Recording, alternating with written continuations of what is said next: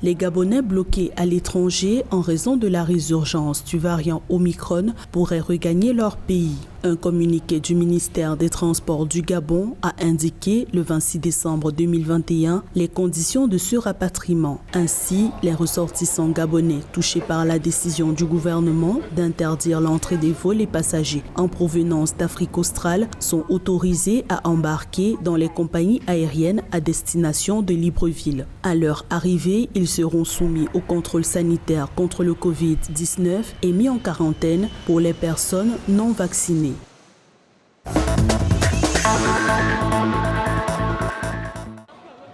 Le gouvernement du Soudan du Sud a imposé un confinement partiel du pays au milieu de l'augmentation des nouveaux cas de coronavirus, dont certains attribués aux variants Delta et Omicron. Le confinement est entré en vigueur le 21 décembre 2021 et il restera en place jusqu'au 10 janvier prochain. Selon le gouvernement sud-soudanais, les nouvelles mesures ont été mises en place pour réduire la propagation du virus après le recensement de 500 nouveaux cas la semaine dernière. Depuis le début de la pandémie, 13 500 infections et 133 décès liés au coronavirus ont été signalés dans le pays.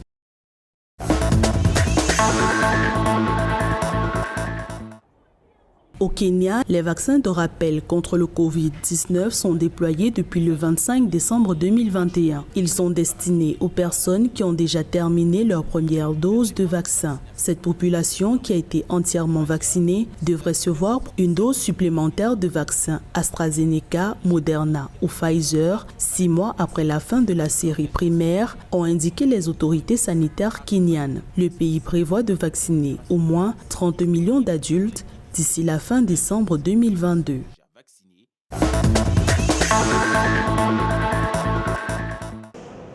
Le service de santé du Ghana a renforcé le protocole de contrôle des voyageurs à leur arrivée à l'aéroport de Kotoka. Les nouvelles mesures sont appliquées depuis le 24 décembre 2021. Il s'agit de l'introduction de l'isolement à domicile des personnes testées positives au Covid-19 par les services sanitaires de cet aéroport. Ils seront toutefois soumis à une surveillance stricte pour garantir le respect des protocoles. Tous ces passagers seront informés des protocoles d'auto-isolement ont garanti les autorités de santé du Ghana.